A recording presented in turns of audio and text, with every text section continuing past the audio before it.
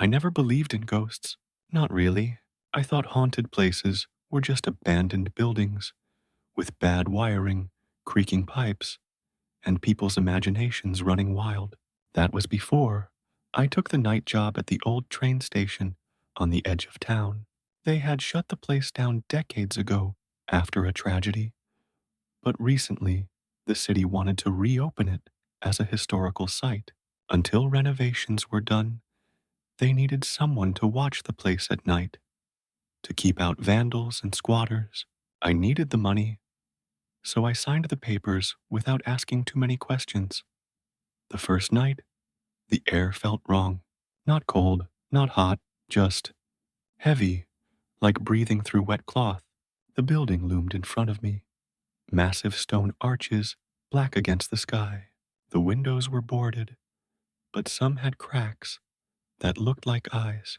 When I stepped inside, my flashlight beam cut across dusty benches, ticket counters long abandoned, and tracks buried in rust. It was dead silent, except for the faint drip of water somewhere deep within the tunnels. I thought it would be boring. Walk around, check doors, sit in the office, drink coffee, wait for sunrise. That's all. But around 2 in the morning, I heard it, the sound of a train. At first, I thought it was imagination. But no, it was real. A low rumble, faint at first, growing louder. My flashlight shook in my hand as I walked toward the platform, and then it came, a blast of wind, the metallic screech of wheels on rails. I froze, because the station had been sealed for years. No trains should have been running through. And yet, right there in front of me, headlights blazed. An old passenger train roared into the platform, brakes screaming, sparks flying. My ears rang, my body pressed back against the wall as it screeched to a stop. The lights inside flickered. I swear I saw faces in the windows, pale, gray, lifeless faces staring at me. Then, silence. No train, no sound. The platform was empty again. My flashlight trembled in my grip. The rails were as rusted and broken as they had been before. I stood there, chest heaving, telling myself it had to be a trick, an echo, a hallucination from being half asleep. But then I heard it again. The announcement system crackled. A voice, distorted, but clear enough to send ice down my spine. Last call. Boarding now. I bolted back to the office, slamming the door shut, trying to steady my breathing. I told myself it had to be the wind. A prank. Old speakers shorting out. Anything but what it sounded like. But deep down, something inside me whispered, "You're not alone here." The second night, I almost quit. Almost. But money was tight, and pride wouldn't let me walk away after one shift. I convinced myself I had dreamed it, so I went back. The station was the same. Quiet, dusty, lifeless. I walked the halls, checked the stairwells, the tunnels. Nothing. Hours crawled by. Midnight. 1 o'clock. Nothing. At 2, though, the air changed again. Heavy. Electric. My skin prickled. I walked to the platform against my better judgment. This time, there was no train. Not at first. Instead, there were people. At least, I thought they were people. Figures in old coats and hats, standing on the platform, luggage in hand. Their faces were pale, blurred, like fog clinging to glass. They didn't move much, just stood in silence, waiting. My breath caught. I whispered, "Hello." One of them turned. Slowly, its eyes locked on mine. Empty sockets, black and endless. My knees almost buckled. The sound came again. The train, rumbling in from nowhere. Lights cutting through the darkness. Screech of brakes. The figures began to move. Stepping toward the edge of the platform, the train screeched to a stop. Doors slid open. No driver, No conductor, just black emptiness beyond the doors. One by one, the pale figures stepped inside. Their movements were stiff, unnatural, like puppets pulled by invisible strings. And then one stopped, right at the door. It turned, staring directly at me. Its lips moved. The words were faint, like a breath carried on the wind. "Come with us." I stumbled back, shaking my head. "No, no, no, no." The train's horn screamed, a piercing wail that rattled the glass in the station. Then, as quickly as it came, the vision was gone. No figures, no train, just silence. My flashlight flickered and went out.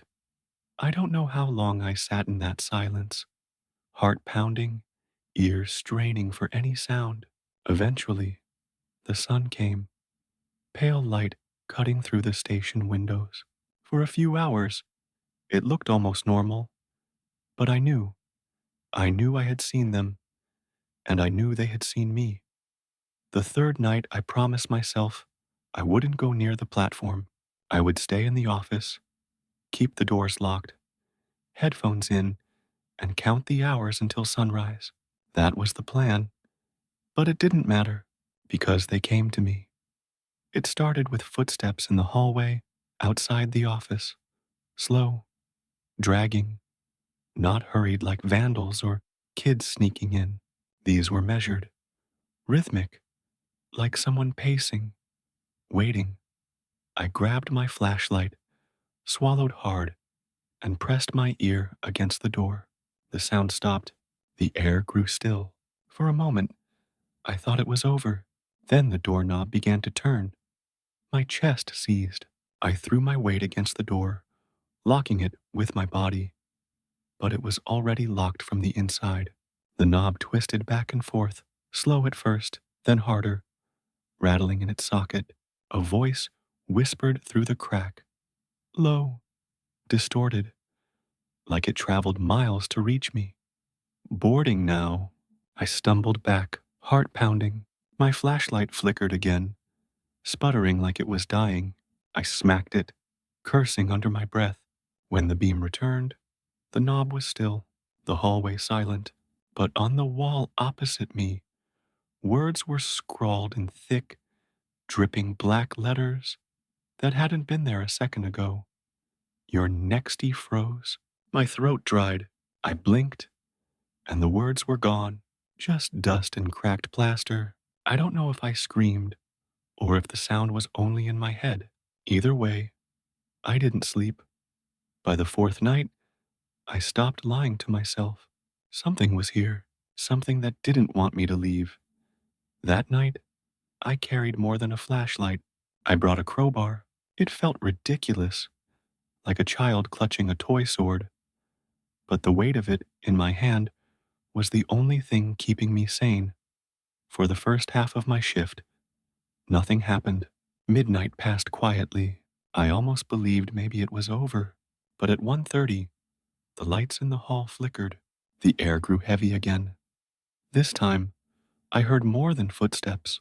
I heard voices, dozens of them, echoing down the hallways, muted at first, then sharper, clearer, conversations overlapping, laughter, the rustle of coats. It sounded like rush hour in a living station. My stomach twisted. I followed the sound, despite every instinct screaming at me not to. The platform was alive again. The benches were full. Dozens of figures sat waiting, their pale forms glowing faintly in the dark. The train tracks pulsed with light, as though electricity had returned. And then, from the far end, a shape appeared. A man, not hazy like the others, solid, tall, dressed in an old conductor's uniform, cap low over his face. His footsteps echoed on the stone floor as he approached.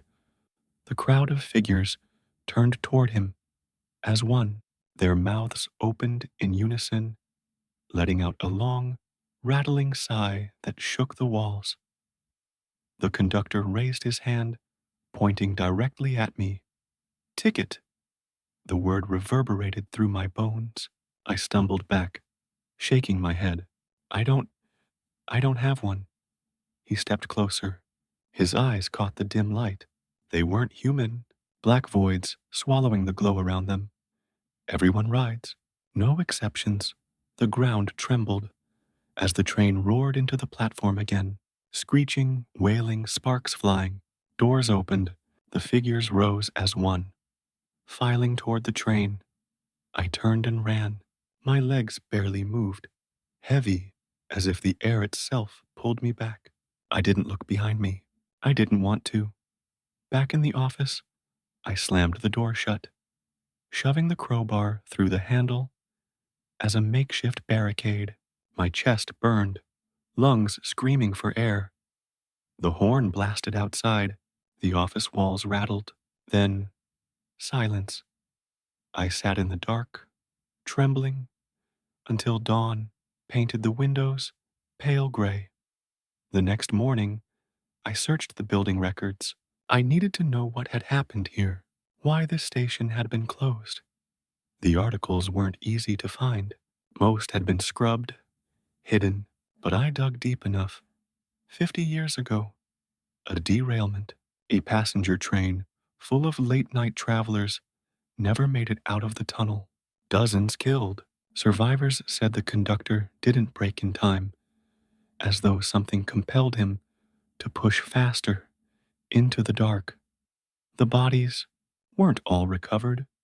I slammed the laptop shut, sweat dripping down my temples, my gut twisted with nausea, because every night, right at 2 in the morning, the train pulled in, and every night I saw faces, too many faces to count.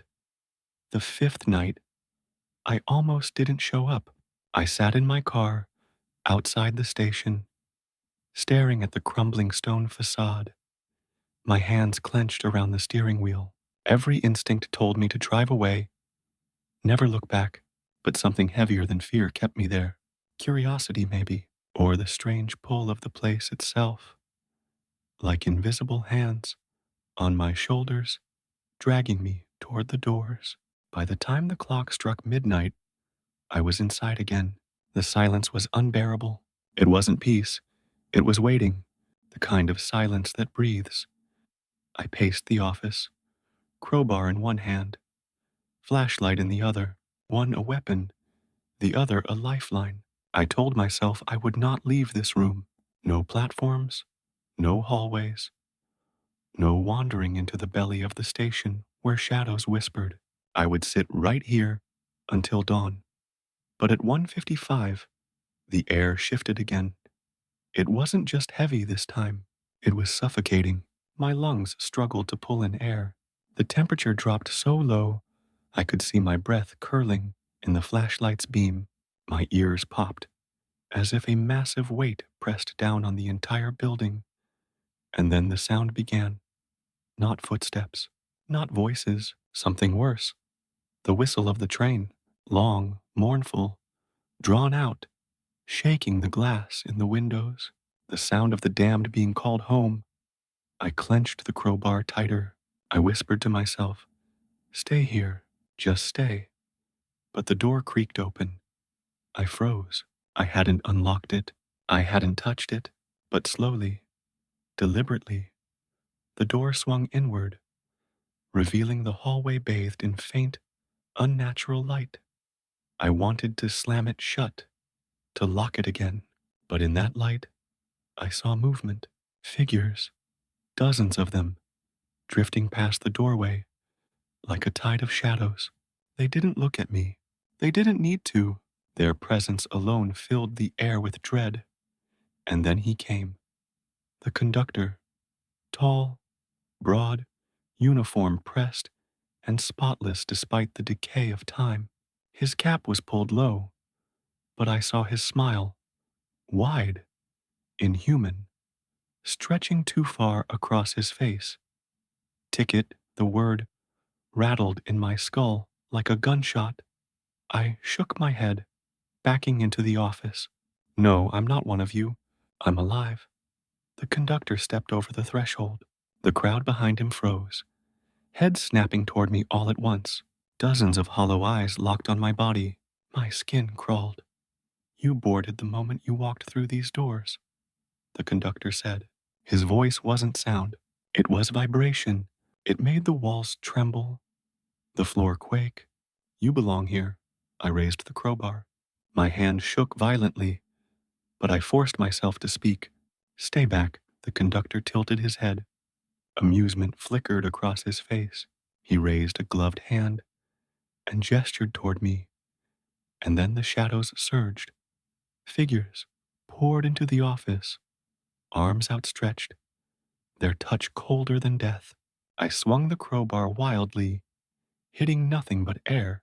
Their forms rippled like smoke, but every brush of their hands drained me, pulling warmth, strength, breath from my body. I screamed, "Stop! Get away from me!"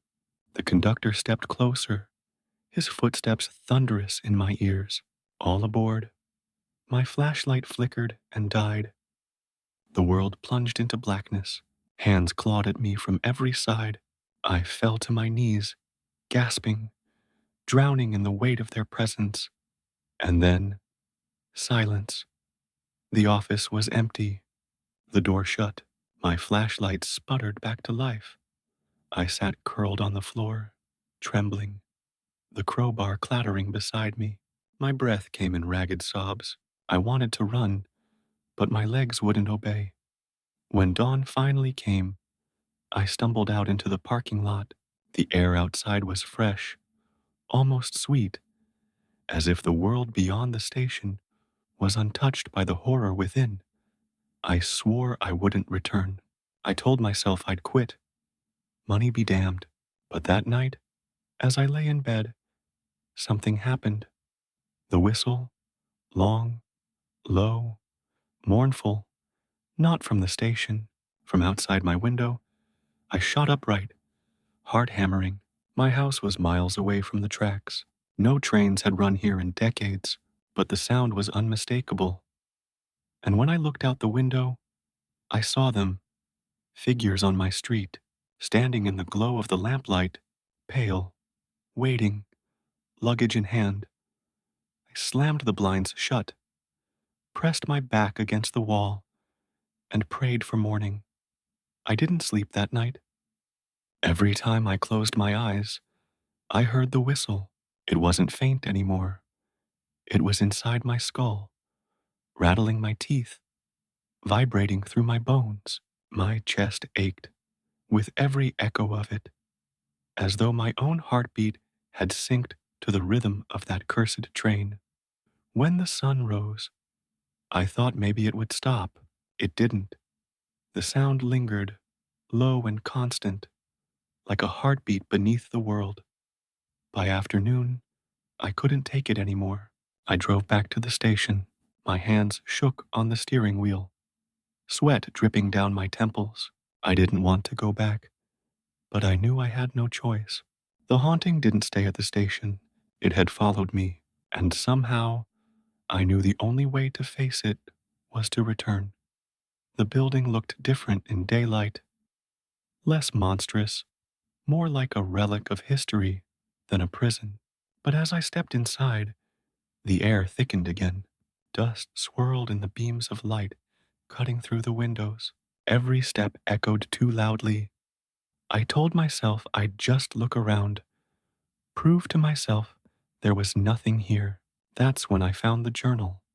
It was buried in the old lost and found drawer in the office. A leather-bound notebook, worn, edges frayed, pages yellowed with time. I flipped it open.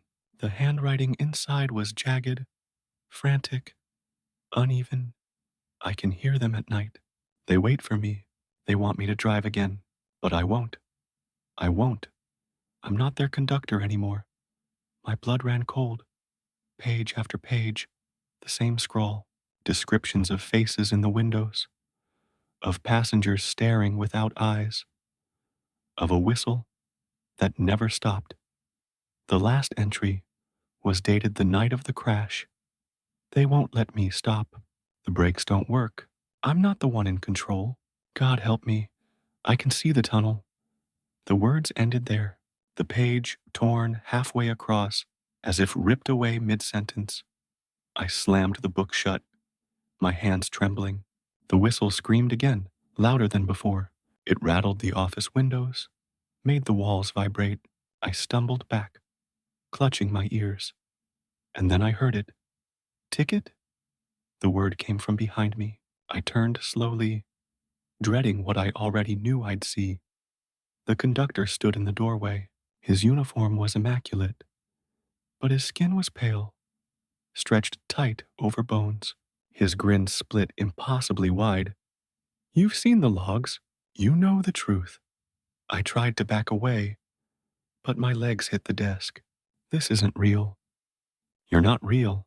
He stepped forward, each footfall booming like thunder. Do you think death cares about belief? The room darkened. The air grew colder. My breath turned to mist.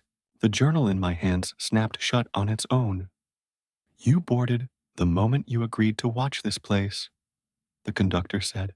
You belong to us now. I raised the crowbar, but my hands shook so violently it slipped and clanged against the floor. The sound echoed endlessly, swallowed by the silence that followed. The conductor's hand reached out. His glove brushed my shoulder. The touch burned, freezing and searing at the same time. My vision blurred.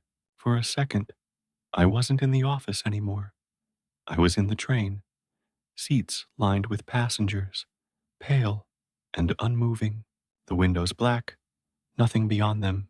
The air smelled of rot and metal. The train lurched forward, screeching, rattling. My body slammed against the seat. And then, just as suddenly, I was back in the office, gasping, clawing at my throat. The conductor was gone. The whistle faded into silence. But something had changed. I could still feel the seat beneath me, the cold of the glass against my skin. A part of me hadn't come back. That night, at home, I tried to convince myself it was a hallucination. Stress, lack of sleep, a brain trick.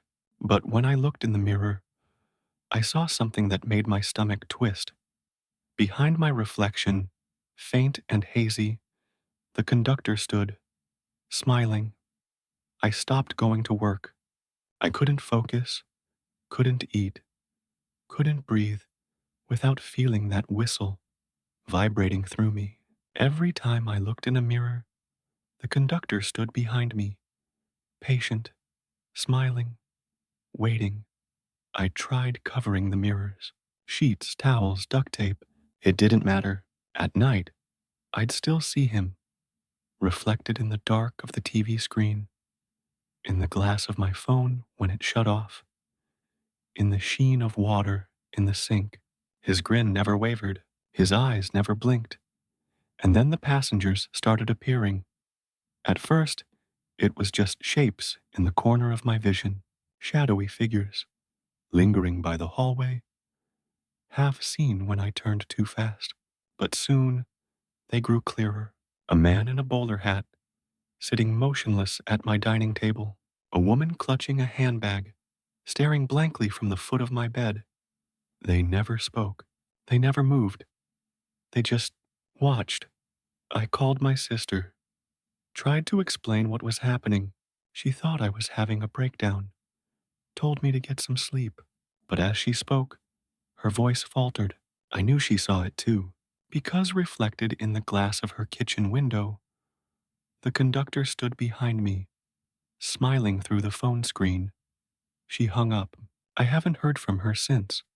By the third night, I couldn't take it anymore. I barricaded myself in the bedroom, shoved furniture against the door.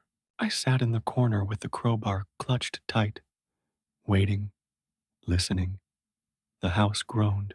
The walls pulsed with sound, like the whole structure was breathing. And then, from the other side of the barricaded door, came the sound of footsteps. Not one set, dozens. The slow shuffle of shoes on wood. the creak of weight pressing into the floorboards, the passengers. I pressed myself tighter into the corner, the crowbar slick with sweat in my hands. The footsteps stopped. Silence. Then, whistle. The sound blasted through the house, shaking the glass in the windows, rattling the pictures from the walls. My ears rang. My head throbbed. My vision blurred. The barricaded door splintered, cracked, then swung inward. They were there, dozens of them, pale, empty-eyed, crowding into the room. The air stank of rot and ash. They moved in perfect silence, heads turning toward me in unison. I tried to scream, but no sound came out. The conductor stepped through the crowd.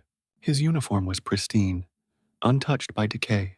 His grin split his face, impossibly wide. "Your stop," he said. He raised his hand, and the passengers surged forward. Cold hands grabbed my arms, my legs, my throat. My crowbar clattered to the floor.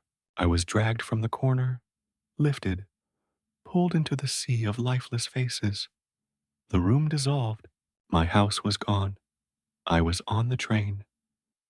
The seats were filled, every one of them occupied by the same passengers that had haunted my home. Their heads turned as one, eyes locked on me. The whistle screamed, deafening, filling every inch of space. I staggered backward, slamming into the door, but the door didn't open. None of them did. Every window showed only blackness, endless void rushing past. The conductor loomed over me, his voice filling my skull. "You've boarded. There's no leaving now." The train lurched. My body slammed into the floor. I scrambled to my knees, pounding on the windows, begging, sobbing, but there was nothing beyond. And then I felt it, something tugging at me, not physically, but deeper, like the marrow of my bones was being drawn out, pulled toward the seats, toward the passengers.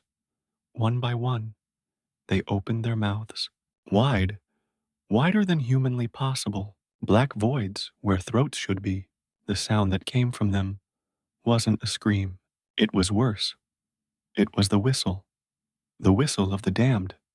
I collapsed, clutching my head, sobbing, as the train roared into the darkness. And then, silence. When I opened my eyes, I was back in my bedroom, alone, the barricade untouched, the furniture still in place. For a moment, I thought maybe I had dreamed it, a nightmare, a hallucination. But when I looked down at my hands, I saw it. Dark soot smeared across my palms, my clothes, the sheets. The smell of a smoke lingered in the air. I hadn't dreamed. I had boarded, and a part of me hadn't come back. I didn't leave my house the next day. I couldn't. Every time I went near the front door, I heard it, the faint rattle of train wheels grinding on steel tracks, echoing through the walls. My house wasn't my house anymore. It was changing. The first sign was the hallway. Overnight, the wallpaper had peeled away in long strips, exposing panels of cold, riveted metal beneath. When I touched it, it vibrated faintly, like the hum of machinery deep inside. Then came the lights. The bulbs flickered and buzzed until they weren't bulbs anymore. They were lanterns, swaying slightly, glowing with that sickly yellow light I'd seen in the train cars. Every room shifted when I wasn't looking. Doors became sliding train doors, slamming shut behind me with metallic clanks. Windows stretched taller, narrower, like the sealed panes of a passenger carriage. The air carried the sharp tang of oil and smoke. My house was becoming the train. I tried to fight it, tried to open the windows, to run into the street, but the glass wouldn't break, no matter how hard I smashed with a crowbar. The doors wouldn't budge. Every exit led me back inside, deeper into the impossible corridors of my own home. By midnight, I no longer recognized where I was. The kitchen was gone, replaced by rows of bolted seats. The living room was a narrow aisle, lined with silent passengers who turned their heads as I passed. Their eyes were blank, lifeless, yet heavy with expectation. I shouted at them, begged them to leave me alone. None of them moved, none of them blinked, but all at once, they began to sway, forward, back, forward, back, in rhythm with a motion I couldn't feel, the motion of a train hurtling through the night. And then I heard the whistle. It cut through the air so violently, I dropped to my knees, hands clamped over my ears. The passengers swayed harder.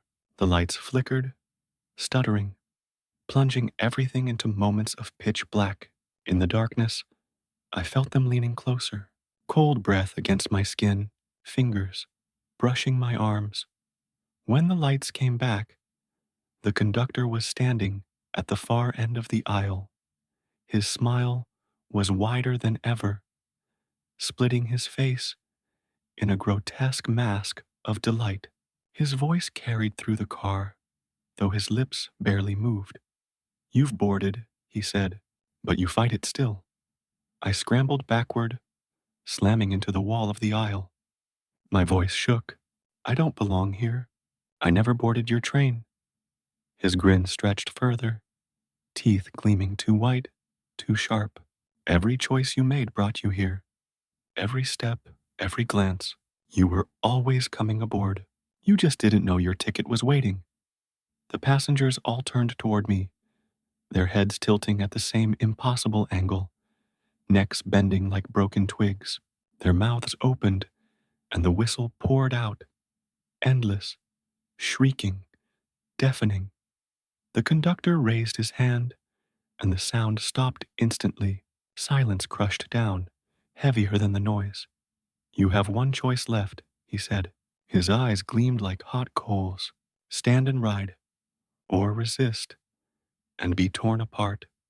I wanted to scream at him, to tell him I would never accept it, but I couldn't. My throat was locked, my voice stolen.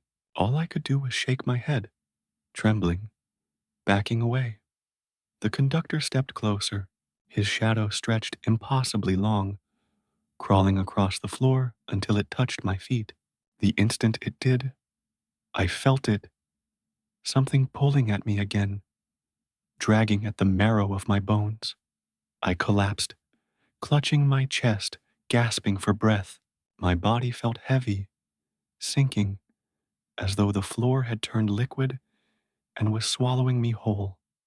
Through the blur of my vision, I saw the passengers rising from their seats, slow, deliberate.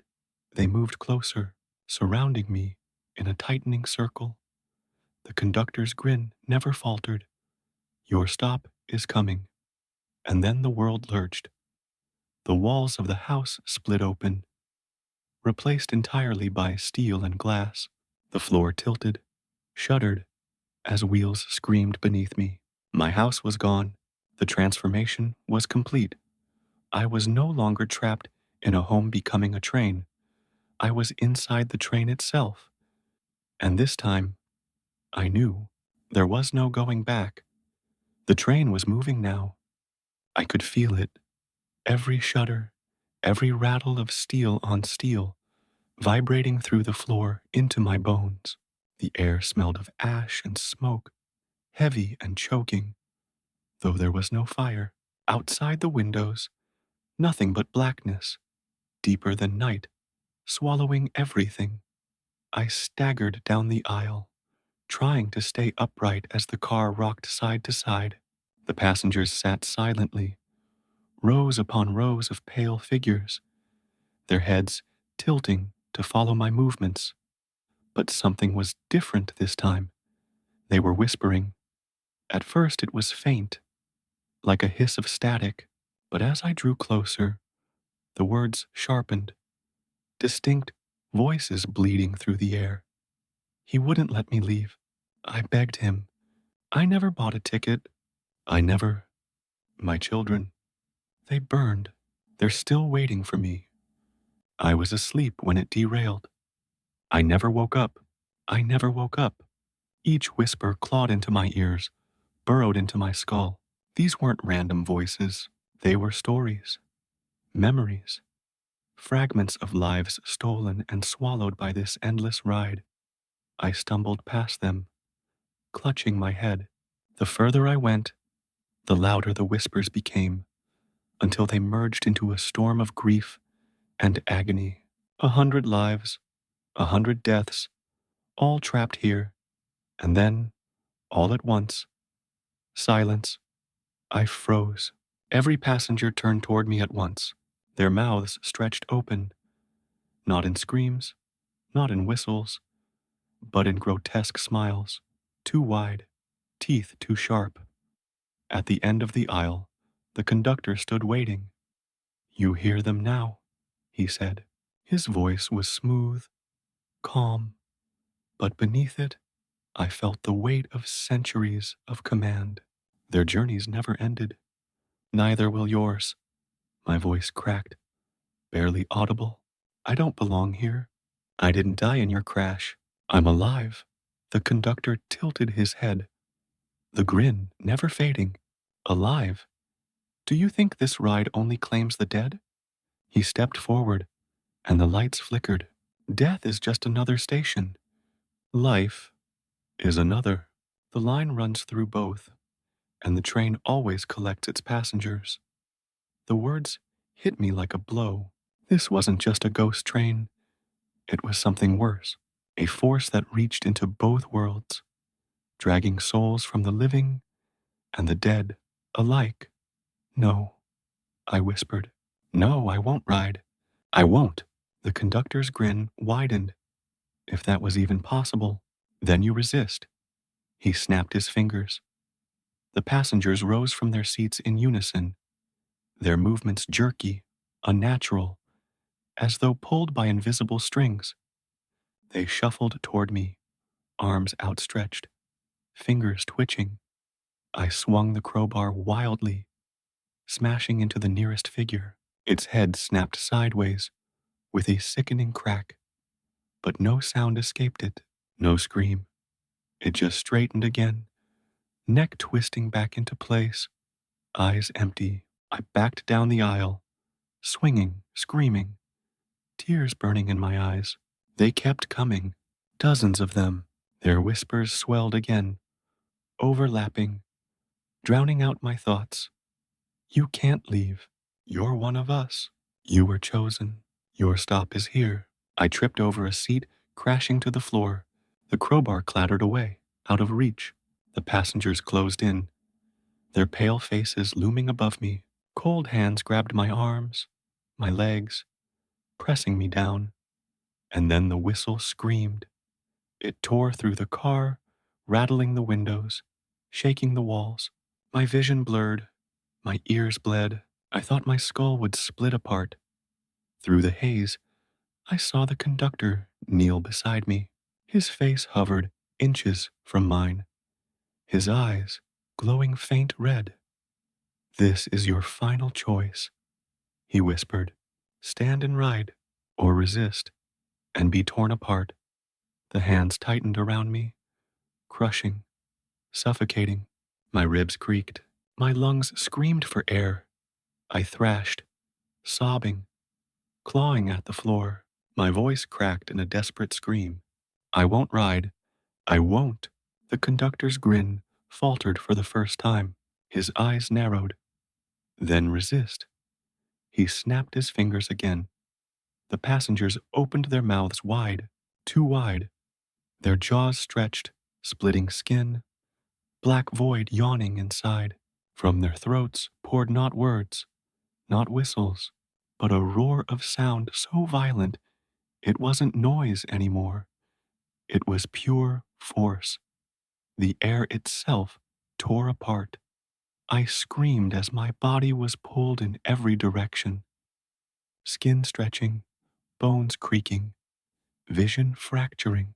The world around me bent, twisted, shattered like glass, and then darkness, nothing.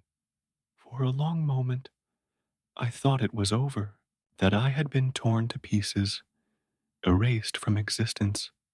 But slowly, faintly, I opened my eyes. I was back in the station, alone. The train was gone. The passengers were gone. The whistle was silent. The office stood as it had that first day, dust swirling in the air, broken glass crunching underfoot. It was over, or so I thought. I stumbled out of the office, my legs weak, my chest heaving. The night air hit me like a wave, sharp and cold, but it felt like salvation. The stars stretched above, and for the first time in days, I thought I was free. The silence was overwhelming.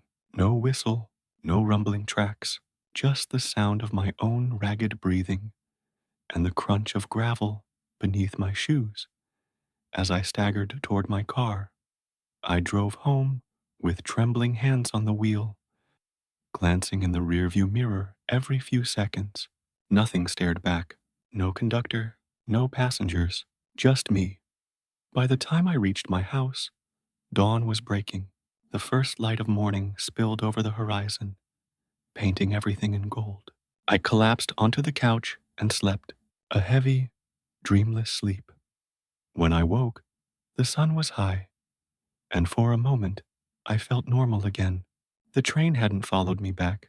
The walls were walls, the doors were doors. No flickering lanterns, no whispers. I showered. I ate. I tried to tell myself it had been a nightmare, an elaborate, horrifying hallucination. That I had imagined the whole thing. But then I saw it, on my living room table, where I hadn't left anything the night before, sat the journal, the conductor's journal, the same frayed leather, the same jagged handwriting. My hands shook as I picked it up. The last entry, the torn one, was still there. But now, beneath it, a new line had appeared. The ink was fresh, still glistening. Your stop is coming. The book slipped from my hands. My pulse thundered in my ears. I backed away, but as I did, the room shifted. It wasn't as drastic as before. No steel walls, no lanterns, but subtle. The shadows stretched too long. The floor hummed faintly, like a vibration running deep beneath it. The train was still with me. That night, I woke to a faint sound in the distance. At first, I thought it was a storm, thunder rolling over the hills. But it wasn't thunder. It was the rattle of wheels on tracks, growing louder, closer. I pressed my hands over my ears, curled into a ball on the bed, but the sound only grew. And then the whistle, faint, distant, but undeniable. I screamed, but no one heard me. My neighbors didn't come. No one ever does. Maybe they don't hear it. Maybe the train only calls to me now. The days blur together after that. Sometimes I think the train is gone. Sometimes I think I'm safe. And then the shadows lengthen. The whistle returns, and I know the ride never ended. I'll be at work, and in the reflection of a monitor, I'll see the conductor. At the grocery store, I'll catch a glimpse of a passenger between the aisles. At night, I hear footsteps in my hallway, a door sliding open and shut where no door exists. The world is bleeding. The train isn't in one place anymore. It's everywhere I go, and I don't know how much longer I can resist. The journal keeps changing. More entries appear, in handwriting that matches my own, pages I never wrote. I saw them again today. They're getting closer. The whistle never stops. I think I'm already aboard. The last entry chills me every time I open it. When you read this, you'll know. You'll hear the whistle too. And God help me, I think it's true. Even now, as I sit here, writing, speaking, trying to warn you, I can hear it again. Faint, at first, but it's building, It always builds. The whistle, that endless, damning whistle. By now I've stopped pretending. There is no escape. The train doesn't follow rules. It doesn't wait for a single night. It doesn't care about doors, locks, walls, or distance. It is everywhere. That night, I decided to confront it. Not in the station, not in my house, but in the middle of nowhere, where tracks lay abandoned for decades. There's a section of old rails that cut through the forest outside town. No one goes there. No one sees it. Maybe there, I could finally make my stand. I drove for hours, gripping the steering wheel so tight my knuckles cracked. The trees blurred past, shadows stretching unnaturally in the headlights. And all the while, I could hear it, the faint, relentless rattle of steel on steel beneath the world. When I reached the abandoned tracks, the moon was high, pale, and cold. The air carried that metallic tang, faint but unmistakable. I stepped out of the car, crowbar in hand, and walked onto the rails. The ground vibrated. My heartbeat matched the rhythm of something far bigger than myself. And then I saw it. The train. It wasn't on the tracks yet. It was just a shadow in the darkness, a looming silhouette with headlights piercing the black.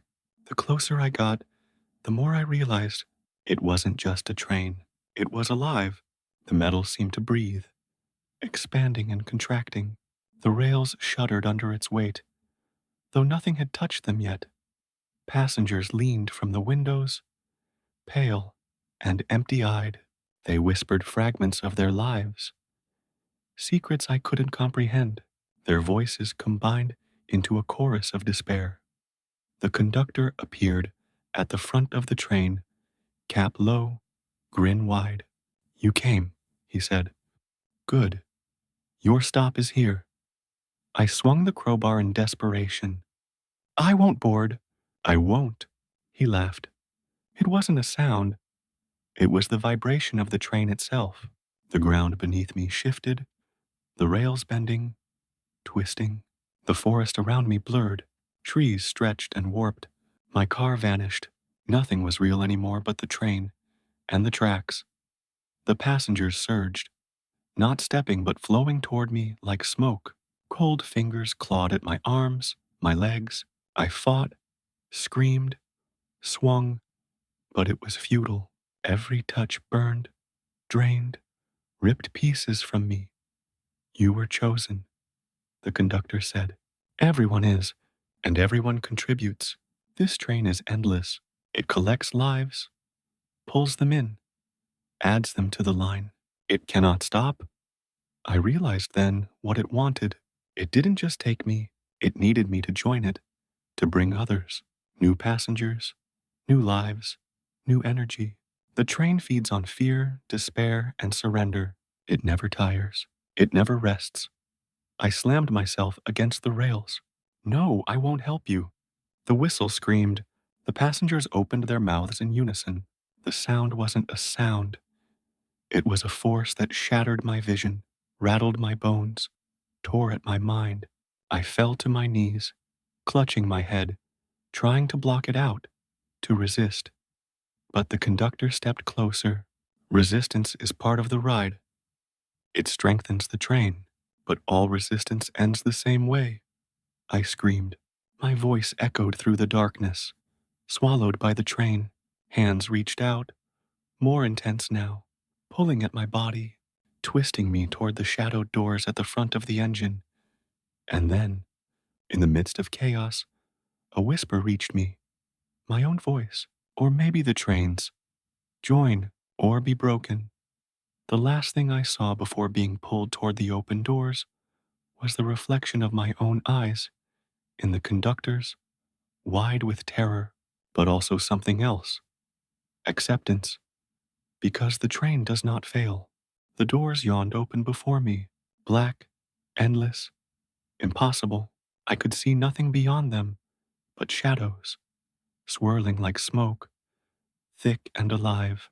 The cold fingers of the passengers pulled relentlessly, dragging me closer to the yawning void. I fought, screamed, thrashed. My lungs burned. My vision swam. Every instinct screamed at me to resist. But resistance was already part of the ride. I realized then that I had been resisting since the first night I stepped into that cursed station. The conductor's face hovered inches from mine, his eyes boring into me, unblinking. "It's time," he said softly. "Time to finish your journey." I tried to speak, tried to beg, tried to bargain, but my voice was gone, swallowed by the roar of the whistle, rising inside my skull. And then I understood. The train doesn't just collect passengers. It collects moments, pieces of life. It drags fear, despair, and memory into its endless cars. It doesn't need me alive. It needed me aware, resisting, terrified. That was the fuel. That was the reason I was chosen. The passengers surged, their faces pale, empty, yet burning with the echoes of life they once held. They reached for me, grasping, pulling, dragging me forward. My body lifted, spinning in the void, suspended between reality and the endless black of the train.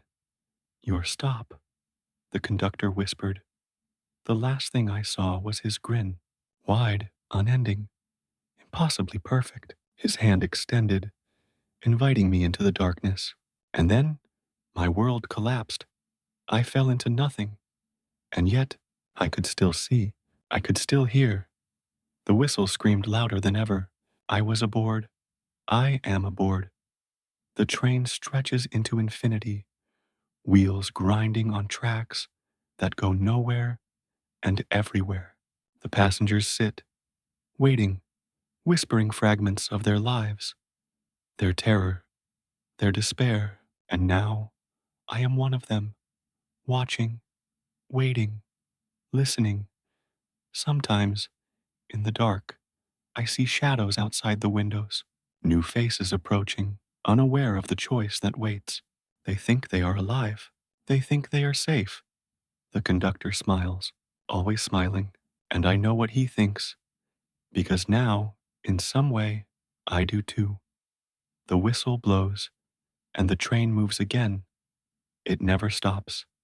It never will, and neither do I.